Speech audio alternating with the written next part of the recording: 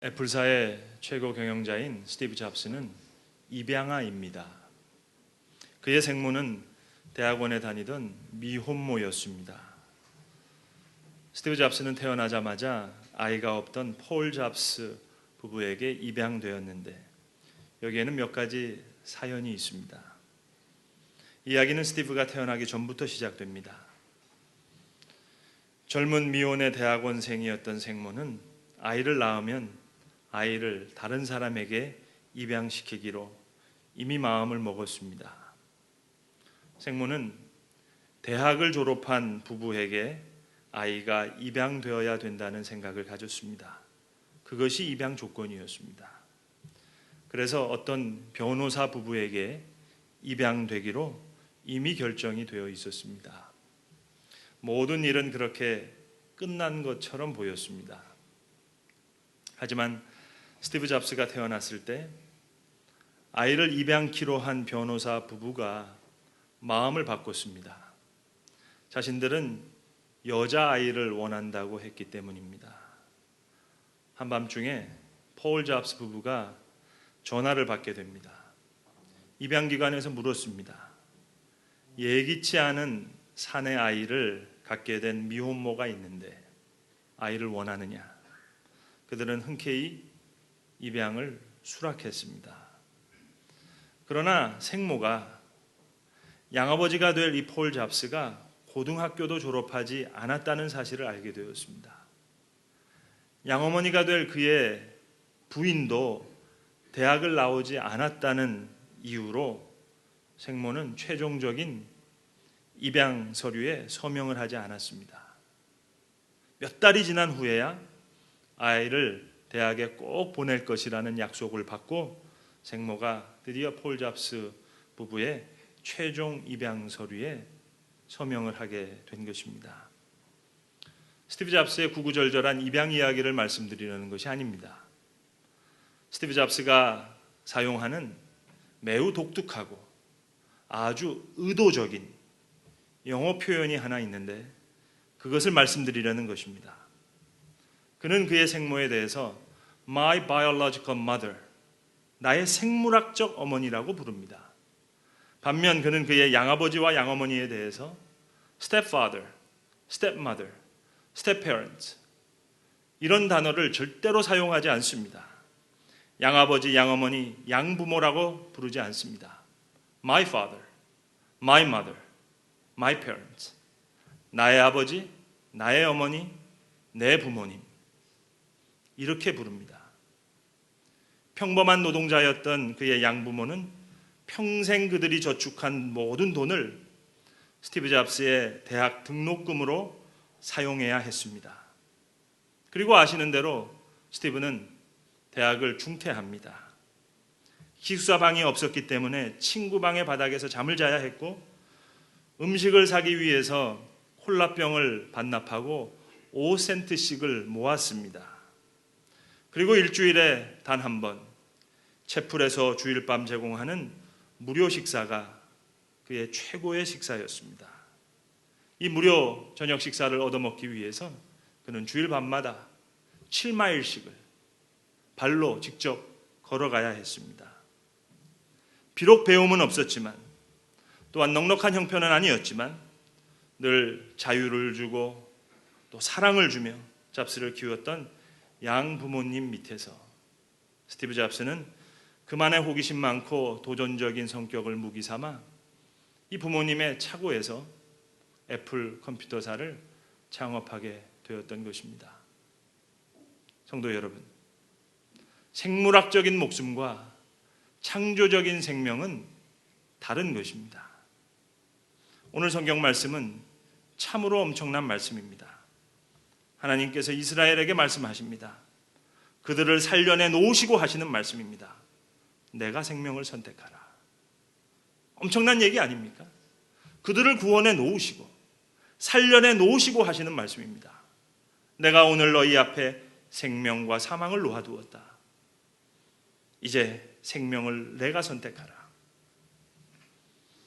하나님께서 아담과 하와를 만드셨습니다. 그리고 명하셨습니다. 각종 나무의 열매는 내가 임의대로 먹되 선악을 알게 하는 이 나무의 열매는 먹지 말라. 먹는 날에는 내가 정령 죽으리라. 흙으로 사람을 빚으시고 코에 생기를 부어 넣으신 후에 하신 말씀입니다. 다 먹되 이 나무의 열매는 먹지 말라. 먹는 날에는 정령 죽으리라. 생명을 너가 선택하라는 그런 말씀입니다. 중요한 신학적인 개념이 바로 여기에 있습니다. 율법은 구원받은 자에게 주어진 것입니다. 율법은 구원의 전제 조건이 아닙니다. 구원받지 못한 사람에게는 하나님이 율법과 명령과 규례를 주시지 않으셨습니다. 십계명? 애굽 사람에게 준 것이 아닙니다. 구원받은 이스라엘 백성에게 주신 말씀입니다. 출애굽하기 이전에 너희가 십계명을 지켜라. 그러면 구원해 주겠다. 그 이야기가 아니 옳습니다. 구원의 조건으로 율법을 주신 것이 아니라 구원해 놓으시고 살려내신 후에 그의 백성에게 자 이제 이렇게 살라 하는 의미로 계명을 주신 것입니다. 종교개혁자들에게 있어서 이것은 너무너무 중요한 그런 개념입니다. 카톨릭과 개신교가 신학적으로 여기서 갈리게 되는 겁니다. 율법에 대한 이해가 다릅니다. 오늘 신명기의 말씀은 그런 의미에서 너무나도 중요한 구약의 텍스트입니다. 출애굽한 이스라엘 백성들이 무려 40년 동안 광야에서 방황을 했습니다. 보름이면 갈 수 있는 길인데 40년 동안을 돌아 광야에서 살다가 이제 가나안 땅으로 들어가게 됩니다. 이제 40년 광야 생활이 끝나고 하나님이 약속하신 가나안 땅에 들어가게 될 때에 이 이스라엘 백성들을 앞에 불러놓고 이제 모세가 최후의 설교를 다시 합니다. 다시 한번 그가 전한 마지막 설교, 그것이 신명기입니다. 그래서 신명기를 영어로 Deuteronomy 이렇게 이야기합니다. 우리가 뚜엣, 두호 말을 많이 쓰죠. 두 번째라는 뜻의 두테로에 율법과 명령과 구례를 이야기하는 놈, 이것을 붙여서 Deuteronomy 이렇게 부르는 말씀입니다. 다시 재차 주신 말씀입니다. 이제는 실수를 반복하지 말라는 얘기입니다. 걸림돌과 디딤돌은 같은 돌입니다. 걸림돌을 뒤집어 생각해보면 성공으로 가는 디딤돌이 됩니다. 역경을 거꾸로 하면 경력이 됩니다. 이스라엘은 불순종으로 인해 40년 광야 생활을 해야 했습니다. 이제 가나안 땅으로 들어가게 될 때 요단 동편 모압 땅에 모든 이스라엘 백성들을 다 불러놓고 하나님께서 모세를 통해서 다시 말씀하십니다. 이 걸림돌을 디딤돌로 삼아라. 너희의 이 모든 지난 역경을 경력으로 삼아라. 이것이 신명기의 총주제입니다. 저는 몇 달 전에 우리나라에서 대표적인 한 교회의 수양관에 특강 순서를 맡아서 강의를 하러 갔습니다. 강의 전에 이제 강의를 들으시는 목사님들과 함께 식사를 하게 되는데 이 목사님들이 일주일 동안 거기서 수업을 들으시는데 그 수양관에 대한 불편한 얘기들을 참 많이 하시더라고요. 비교적 최근에 지은 건물인데 제가 얼핏 보더라도 조금 더 신경을 썼으면 더 좋았을 텐데 많이 아쉬웠습니다. 뭐 그 교회가 재정적으로 어려운 교회도 아닌데 말입니다. 그래서 이런저런 이야기를 하는데 여러분 그렇지 않습니까? 만약에 이 건물이 처음 지어진 건물이라면 예전에 지어진 건물이라면 다 용서가 되잖아요. 근데 나중에 지어진 건물이에요. 다른 수양관 다 보고 지었으면 잘 져야 되는 거 아닙니까? 그러니까 나중에 진 것은 죄가 많다니까 회개할 일이 많다니까요.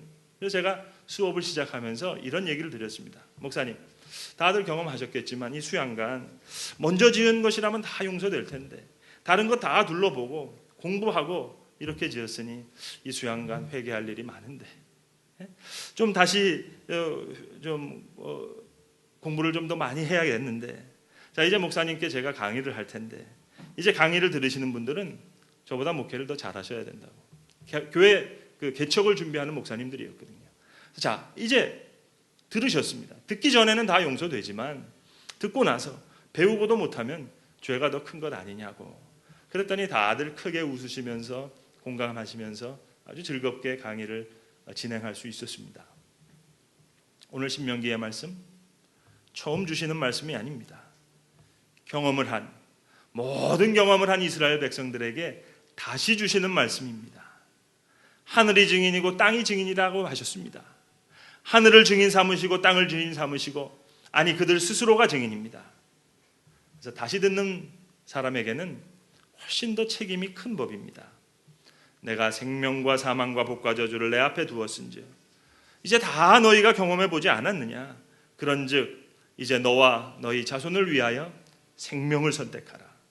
다시 주시는 기회입니다. 다시 주시는 말씀입니다. 여호와를 사랑하고 그의 말씀을 청종하고 그를 의지하라. 지난 과거는 내가 묻지 않겠다. Try again. 다시 시작하라. 그 말씀입니다. 두 번째 말씀을 들은 이스라엘 백성의 책임이 크다면, 여러분, 오늘 저와 여러분의 이 말씀을 듣는 자의 그 책임은 얼마나 더 크겠습니까? 우리는 벌써 그 다음 이야기까지 다 알아요. 가나안 땅으로 들어간 이스라엘 백성, 때때로 하나님께 순종해서 승리의 경험을 얻습니다. 여리고성을 무너뜨립니다. 그러나 말씀을 청종하지 않았습니다. 결국은 불순종의 길을 가게 되고 왕국은 분열하게 되고 북이스라엘은 아수르에게 망하게 되고 남유다는 바벨론에게 망합니다. 그리고 하나님의 택한 백성들이 포로로 붙잡혀 가게 됩니다.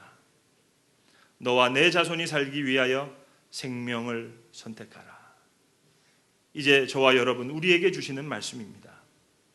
생명복, 얼마나 좋은 것입니까? 그러면 그냥 선택하면 되겠는데 왜 사망과 저주의 길을 선택할까요? 오늘 성경은 그 이유를 두 가지로 설명하고 있습니다. 본문 17절에 보시는 대로 너희가 마음을 돌이켜 듣지 아니하고, 듣는 마음이 아니라는 거예요.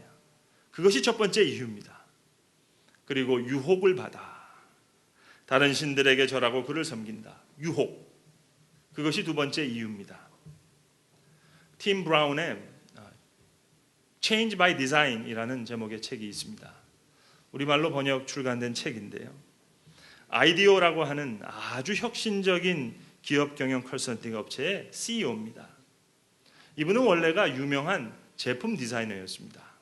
그래서 여러 기업에게 이제 부탁을 받아서 제품들을 아주 멋있게 디자인했습니다.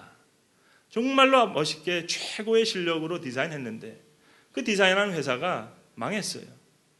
잘 안 돌아가는 거예요. 여기서 그가 큰 깨달음을 받습니다. 물건 하나 디자인해서 되는 게 아니구나. 그래서 디자인적인 사고로, 소위 말하는 디자인 띵킹으로 생각이 확 돌아가게 됩니다.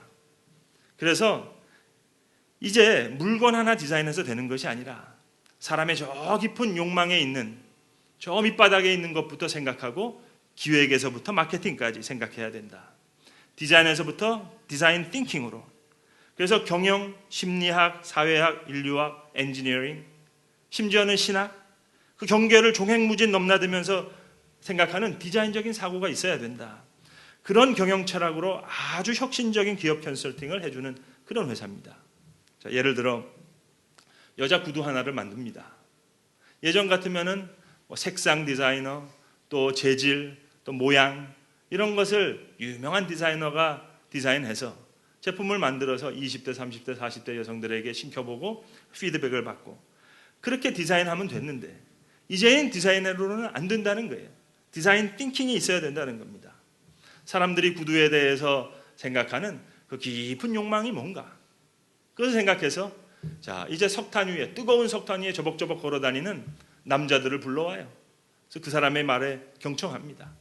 아이를 많이 낳은 뚱뚱한 아줌마인데 늘 허벅지까지 올라오는 부츠를 그냥 사죽을 못 쓰는 아줌마가 있어요. 불러와요.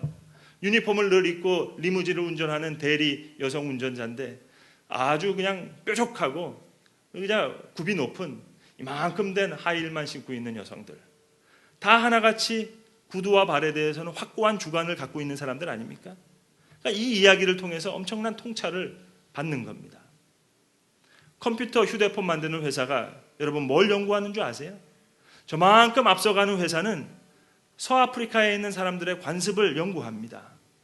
호치민 아침거리를 달리는 자전거를 바라보기도 하고, 태국 사람들이 들고 다니는 물건들, 우간다의 수도 캄팔라에 있는 컴퓨터, 휴대전화, 그의 다양한 문화적인 변화를 심층적으로 탐구하는 거예요.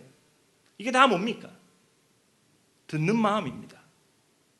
구두 하나 팔기 위해서 창의적으로 사람들의 깊은 욕망의 소리를 들어요. 오늘 성경은 말합니다. 너희는 마음을 돌이켜 듣지 아니하고, 듣지 않는다는 거예요. 컴퓨터 칩 하나를 만드는 실리콘밸리의 회사도 최고의 전문 인력을 서아프리카에 보내서 열심히 문화적인 목소리를 듣는데, 하나님이 구원해서 살려낸 사람들은 하나님의 말씀을 듣지 않아요. 예배 가운데 듣고, 스스로 묵상 중에 듣고, 매일 아침 일터에 나가서도 하나님의 말씀을 펴서 읽어야 되겠는데, 왜 그런 얘기가 있지 않습니까? 어느 집에 있는 한 아이가 저 책장에 꼽혀 있는 성경책을 가리키면서 엄마 저게 뭐지? 그랬더니 엄마가 대답하더랍니다. 아, 그거 하나님의 말씀이야. 하나님의 말씀이지. 그 대답을 듣고 아이가 그랬다잖아요. 엄마, 하나님의 것이면 하나님한테 돌려드리지. 왜 저 책장에다 꼽아놓고 먼지 쌓이게 하냐고. 하나님의 거면 하나님께 돌려드리라고. 너희가 마음을 돌이켜 듣지 않는다는 것입니다. 그리고 유혹을 받아요. 유혹. 더 좋아 보이는 것이 너무 많아요. 더 중요하게 여겨지는 일들이 너무 많아요. 더 긴급하게 느껴지는 일들이 너무너무 많아요. 이스라엘 백성들은 원래 아시는 대로 유목민입니다. 400년 동안 넘게 애굽에 종살이 했습니다. 자, 가나안 땅으로 들어갑니다. 그리고 이제는 농사를 지어야 한답니다. 차라리 유목민으로 살라고 하면 그나마 40년 동안 광야에 헤매고 다녔던 것, 그거라도 경험이 될 수 있지 않겠습니까? 그런데 이제는 농사를 지으랍니다. 가나안 땅에 들어가 봤더니 바알의 신이 있어요. 가나안 지방에서 검증된 농경신입니다. 풍요의 신입니다. 신화에 보면 바알 신이 모습을 드러내지 않자 이 땅에 가뭄과 흉작으로 엉망이 됩니다. 그러니 바알을 잘 섬겨야죠. 뭐가 잘못됐죠? 좋은 게 좋은 것 아닙니까? 아세라 신은 다산과 풍요의 상징입니다. 여신입니다. 가나안 족속들이 역사적으로 바알과 아세라를 섬기면서 잘 살았어요. 농사 잘 짓고 아이 잘 낳으면서 잘 살았어요. 모두가 바알과 아세라를 섬기고 있어요. 유혹을 받아 다른 신들에게 절하고 그를 섬긴다. 솔직히 뭐가 잘못이죠? 좋은 게 좋은 것 아닙니까? 다들 바알과 아세라를 섬기는데 나 혼자 유난 떨 것 없잖아요. 역사적으로 검증된 신이에요. 농사 짓는 사람들 다 바알과 아세라를 섬긴대요. 그게 맞다고 해요. 실제로 다 그렇게 살아요. 하나님 좀 양보해 주시면 안 되나요? 예수 안 믿는 사람들 다 행복하게 사는데 지금 당장 죽는 것도 아닌데. 유목민으로 살 때는 임마누엘 하나님이 필요할지 모르니까, 다 돌아다니니까 하나님 나와 함께 계시니 해야 되니까. 광야에서 만나와 메추라고 먹이신 거 감사하죠. 그러나 이제 가나안에서 농사를 지으면서 살아야 되는데 하나님 농사 짓는 사람 도와주었다는 이야기, 역사적으로 아직까지 검증된 것 아니지 않습니까? 그냥 바알과 아세라에게 제사하면서 농사 잘 짓고 아이들 잘 키우면 되는 것 아니에요? 그냥 가나안 족속들이 그렇게 살아왔듯이 그렇게 살면 안 됩니까? 솔직히 뭐가 문제지? 다 그렇게 사는데 하나님 좀 이해하고 넘어가 주시면 안 되겠어요? 뭐 오늘도 죽느니 사느니 왜 이렇게 쿨하지 못하십니까? 아이들 표현대로 왜 이렇게 찌질하신 말씀을 하시는 거예요? 이유는 하나, 바알과 아세라가 이스라엘을 사랑하는 것이 아니니까. 그것뿐입니다. 하나님만이 저들을 사랑해요. 우리가 목숨 걸고 살아가는 저 돈이 우리를 사랑해 줄 수 없으니까. 우리가 목숨 걸고 사랑하는 부귀와 명예와 권세가 우리를 사랑해 줄 수만 있다면 하나님 아마 우리를 다 놓아주실 거예요. 그러나 유혹이에요. 우리는 돈을 사랑할 수 있지만 돈은 우리를 사랑하지 않아요. 우리가 명예를 사랑할 수 있지만 명예는 우리를 사랑하지 않아요. 이스라엘이 바알과 아세라를 섬기고 사랑할 수 있지만 바알과 아세라가 이스라엘을 사랑하지 않아요. 그래서 유혹입니다. 그래서 우리 하나님 그분의 생명을 걸고 지금 뜯어 말리시는 거예요. 너무나도 우리를 사랑하셔서 우리가 그분을 거부하는 것까지 강제적으로 말리실 수가 없어요. 너무 사랑하셔서 그 사랑에 스스로가 매이세요. 그래서 우리에게 부탁하시는 거예요. 사랑을 선택해 달라고. 이 사랑을 선택해 달라고. 이 생명을 선택해 달라고 애원하시는 겁니다. 국어 실력이 밥 먹여준다라는 제목의 책이 있습니다. 흔히 사용하는 말 중에 우리가 명확하게 구별하지 않고 쓰는 단어들이 너무 많습니다. 목숨과 생명, 또 그리고 다시. 비슷한 말 같지만 전혀 다른 말입니다. 목숨만 살려달라고 하지 생명만 살려주세요 하지 않습니다. 하찮은 목숨, 바리 목숨, 목숨이 경각에 달려있다 할 때 목숨이라고 하지 생명이란 말은 이런 상황에서 쓰지 않습니다. 삶의 가장 낮은 자리, 최저선을 말할 때 목숨이란 말을 사용하는 거예요. 또 그리고 다시. 비슷한 말 같지만 또는 원래 같다는 의미이고 다시라는 말은 근본적으로 다르다는 의미입니다. 또는 같은 일이 단순히 베풀이 될 때 쓰는 말이고 다시는 어떤 목적을 위해서 새로 하는 것을 의미합니다. 또 배가 고프다. 이게 바른 표현이에요. 다시 배가 고프다? 틀린 얘기입니다. 꺼진 불은 또 봐야 소용없어요. 꺼진 불은 다시 보는 거예요. 똑같은 결과가 빚어질 때 또라고 하는 것이고 다시는 질적으로 다른 이야기를 쓸 때 하는 얘기입니다. 돈에 목숨을 걸어요. 아이에게 목숨을 걸어요. 더 좋은 직장, 더 좋은 집에 목숨을 걸어요. 우리를 사랑할 수 없는 것에 목숨을 매는 우리들에게 우리를 사랑하시는 하나님께서 그분의 생명을 걸고 다시 말씀하십니다. 사랑에 감격하고 생명을 선택하라고 말입니다. 또 떠오르는 태양과 다시 떠오르는 태양은 다른 태양입니다. 내일도 태양은 또 떠오를 것입니다. 그러나 새롭게 시작하는 생이라면, 어제와 다른 오늘, 오늘과 다른 내일을 사는 생이라면 내일 뜨는 태양은 내게 다시 뜨는 태양입니다. 오늘도 어제와 똑같이 또 목숨을 걸고 살아가는 생이라면 여러분 다시 시작합시다. 사랑과 생명을 위해서 말입니다. 오늘 하나님께서 모세를 통해 이스라엘에게 다시 말씀하십니다. 두루라노미, 다시 주시는 말씀입니다. 구원해 놓으시고 살려내 놓으시고 다시 말씀하십니다. 내가 사망과 생명, 복과 저주를 너희 앞에 두었은즉 너는 너와 너 자손을 위하여 생명을 택하라. 내일도 태양은 또 떠오를 것입니다. 그러나 하나님과의 사랑과 생명을 선택한 자에게 내일의 태양은 다시 떠오르는 태양이 될 것입니다. 기도하겠습니다. 아버지 하나님, 허탄한 것에 또 목숨을 걸고 살아가는 저희들을 주여 긍휼히 여겨 주시옵소서. 주님의 깊은 뜻에 귀 기울여 듣는 마음을 주시고 그 듣는 마음으로 유혹을 이기게 하사 생명의 길에 다시 서게 하옵소서. 예수님의 이름으로 기도드립니다.